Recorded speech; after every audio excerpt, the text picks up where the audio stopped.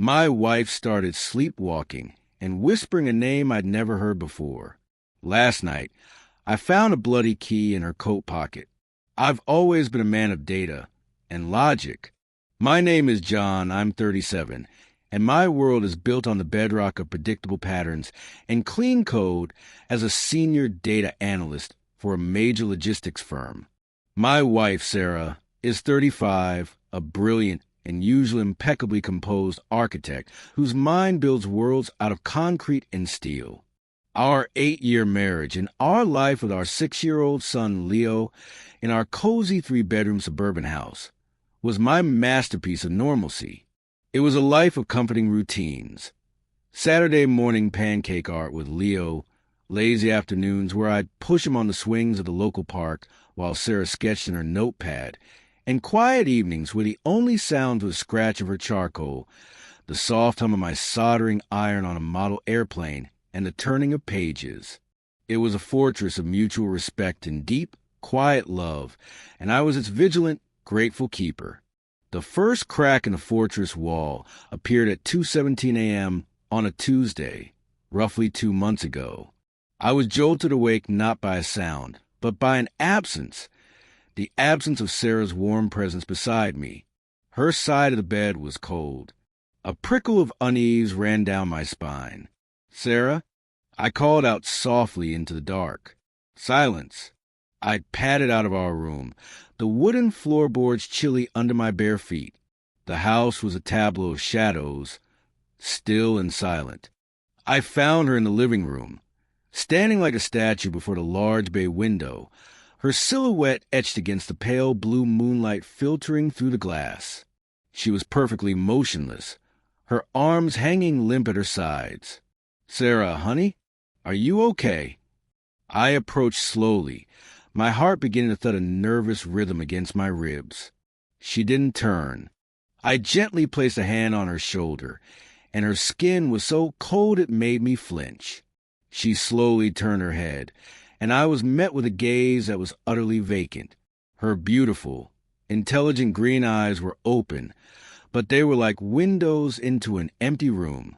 She looked right through me, her expression serene and utterly blank.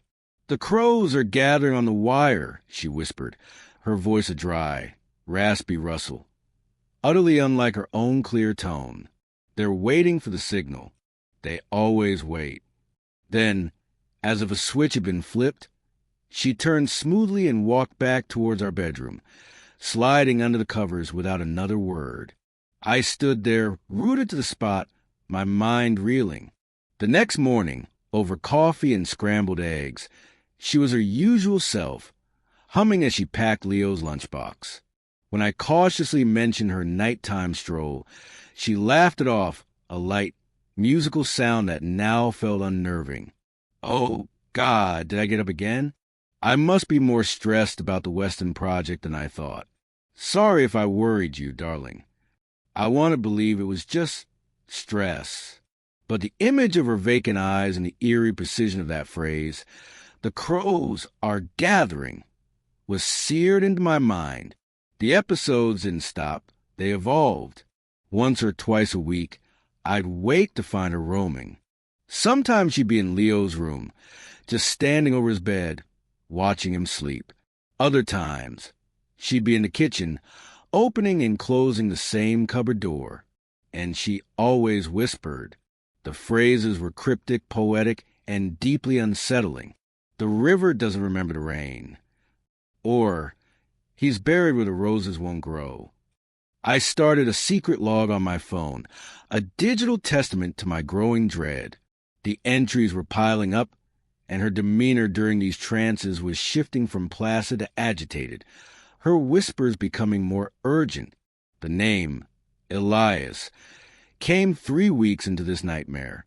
I'd found her in the hallway, her forehead pressed against the wall, her shoulders trembling. As I guided her back to bed, her hand shot out and gripped my wrist with strength that made me gasp. Her glazed eyes locked onto mine, and for a terrifying second, I felt she truly saw me. "Elias," she hissed, her breath a cold plume in the warm room. "He knows you have it. John, you have to give it back before the crows come home. I spent the rest of the night sitting bolt upright in bed, watching her sleep peacefully. Elias. The name echoed in the silent room, a complete stranger who had invaded my home. Who was he? What was it? The questions were a swarm of bees in my head. The next morning, I tried to broach the subject over coffee, my voice carefully casual. You were talking in your sleep again, sweetheart. You mentioned someone named Elias. Does that name mean anything to you? A client, maybe? She looked up from her tablet, her expression one of genuine, mild confusion. Elias? No, I don't think so. Sounds a bit old-fashioned. Maybe it's from that audiobook I've been listening to? This sleepwalking is getting ridiculous. I'm making an appointment with Dr. Evans. Her answer was smooth, reasonable. But for a fraction of a second, a shudder seemed to fall behind her eyes. It was so fast I almost missed it, but I didn't. I was now a man trained to look for cracks. The changes in her waking life were more insidious. My Sarah, the most organized person I knew, began building walls. She bought a small, sturdy lockbox for her home office desk. When I asked jokingly if she was hiding state secrets, she gave a tight smile. Just old client files and our passports. This drawer is a disaster, and with the new GDPR rules, I can't be too careful. Her phone, once a communal device left charging on the kitchen counter, became a permanent, screen-down extension of her person, and she had changed the passcode. The classic signs of an affair, I knew, but my gut, my data-driven gut, told me this was different. This felt less like a betrayal of the heart and more like a descent into a secret, shadowy world, one tied to the name Elias and her nocturnal prophecies. My own life began to fray at the edges. I was distracted at work, staring at spreadsheets without seeing them. I was short with Leo, snapping at him for spilling juice, something I'd never done. A constant, low-grade dread was my new normal, a humming anxiety that lived in the base of my skull. I was drinking too much coffee and sleeping too little, my own eyes starting to resemble the haunted ones I saw in my wife at night. The breaking point, the moment the dread crystallized into something cold and hard, was the key. It was a Thursday. I was gathering a pile of coats for a trip to the dry cleaner. I reached into the pocket of her favorite beige trench coat, the one she'd had since her university days, and my fingers brushed against something cold, heavy, and metallic. I pulled it out. It was an old, tarnished skeleton key, long and ornate, the kind you see in Gothic horror films. The bowl was an intricate, swirling design, and caught in its crevices was a dark, flaky, rust-colored substance. I brought it closer to my face, my heart hammering. It wasn't just rust. It looked unmistakably like dry blood. I stood frozen in the hallway, the key feeling like a shard of ice in my palm. This was no longer a psychological mystery. This was a physical object, a piece of evidence that connected my wife's dream world to reality in the most visceral way possible. My mind raced through terrible possibilities. Was Elias a real person? Was he hurt? Was Sarah involved? Confronting her felt both urgent and dangerously naive. If I was wrong, I'd be the paranoid husband accusing his stressed wife of God knows what. If I was right, I might be plunging us both into a danger I couldn't comprehend. That night, I crossed a line I never thought I would. I waited until Sarah's breathing was deep and even, then I carefully, guiltily, lifted her hand and pressed a thumb against the sensor on her phone. It unlocked with a soft click. I felt a wave of self-loathing, but it was drowned out by a surge of fear-driven adrenaline. I scoured her messages. Nothing to any Elias. Her emails were clean, filled with work correspondence and shopping receipts. I was about to give up when I thought to check her recently deleted folder. And there they were, a series of photos, about 24, all the same location. the infamous Blackwood Manor. It was a dilapidated Victorian mansion on the forgotten edge of the city, a place local teenagers dared each other to approach. The photos were methodical. Some were wide shots of the decaying facade, with its sagging porches and broken turrets. Others were closer, focusing on specific architectural details. A gargoyle's eroded face, a stained glass window that was miraculously intact. The most chilling were the last few, taking a rusted but still formidable wrought iron gate. The close-up was of a large, old-fashioned padlock. My eyes darted from the phone screen to the key, which I had hidden in my own desk drawer. The shape was a perfect match. The next morning, I called in sick. The drive to Blackwood Manor felt like a journey into another world. The house was even more imposing and malevolent in person, a hulking relic of a bygone era, its shadows seeming to swallow the daylight. The air was thick with the smell of damp rot and wild, overgrown lavender. My heart was a frantic drum against my ribs as I approached the gate. I fumbled the key from my pocket, my hands slick with sweat. It slid into the padlock with an unnerving ease. I turned it. The mechanism groaned in protest, then clunked open with sound that echoed in the silent, oppressive air. The gate swung inward with a screech of rusted iron. The front door of the manor was unlocked, as if waiting for me. Inside, the silence was absolute, broken only by the crunch of my footsteps on grit and the frantic beating of my own heart. The air was thick with dust, and motes danced in the slivers of light cutting through boarded-up windows. I moved through the foyer, into a grand room that must have been a parlor. A grand piano sat decaying in one corner, its keys yellowed and broken.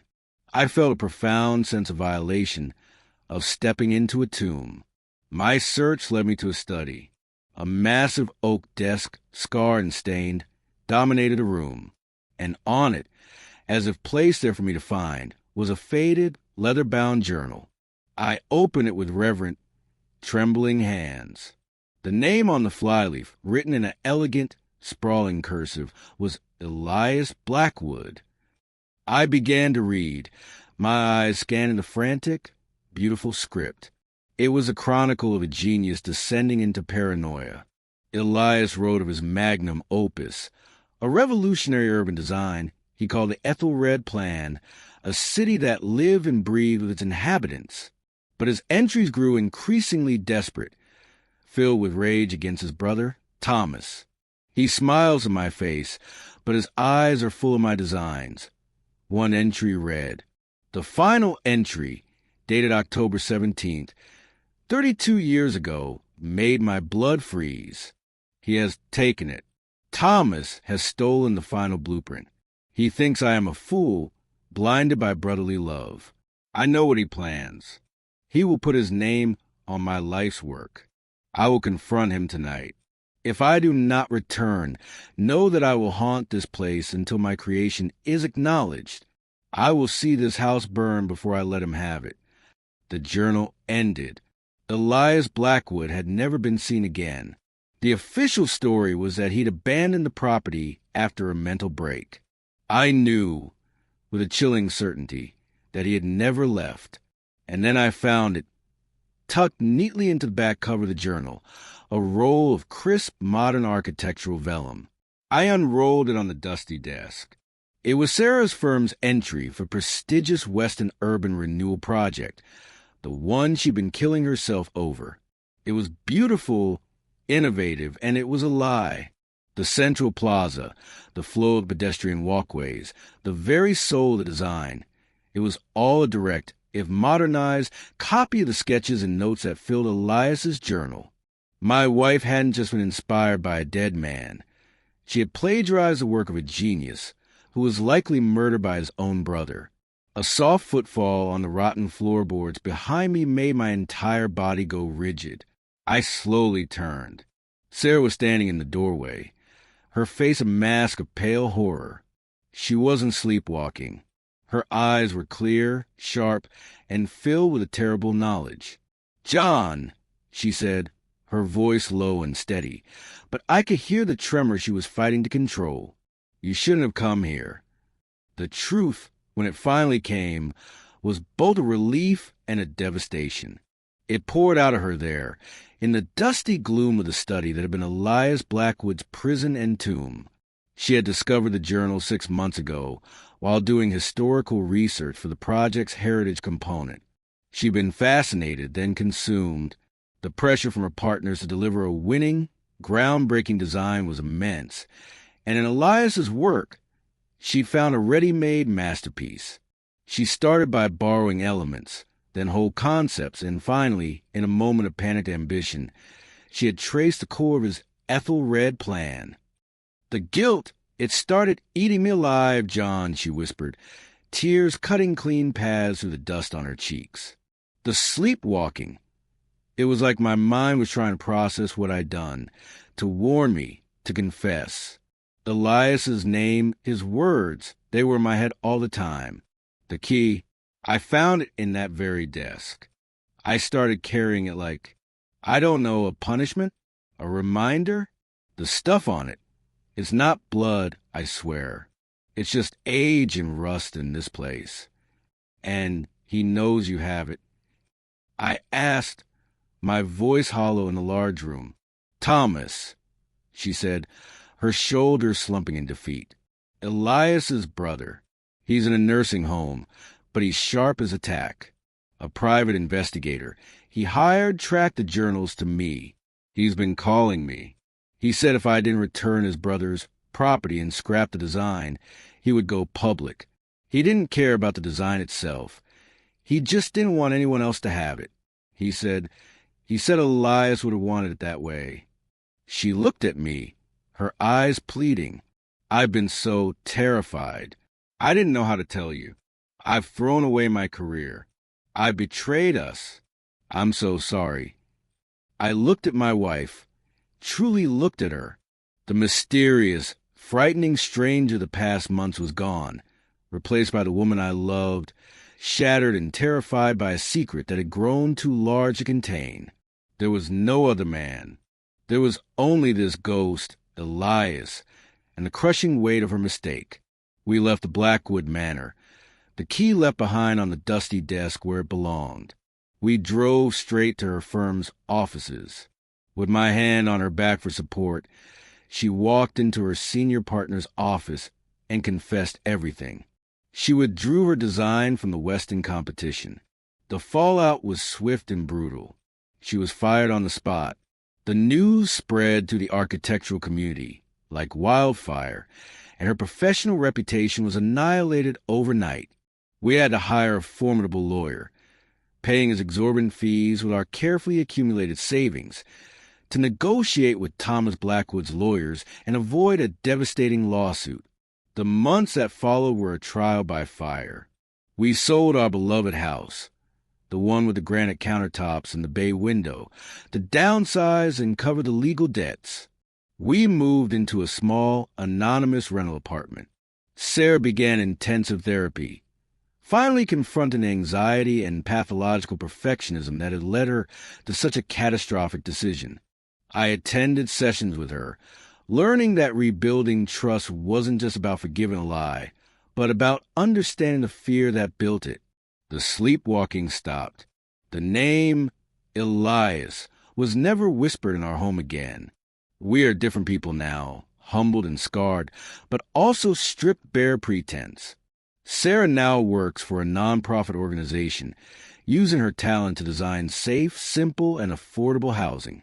She says it's the most fulfilling work she's ever done. Our marriage is quieter, less naive, its foundation repaired not with a quick-drying cement of easy forgiveness, but with the slow, careful labor of hard-won honesty. We learn that the most terrifying hauntings aren't done by ghosts in old houses, but by the secrets we bury alive within ourselves, and that the only way to be free is to find the courage, no matter the cost, to dig them up and face them in the light of day.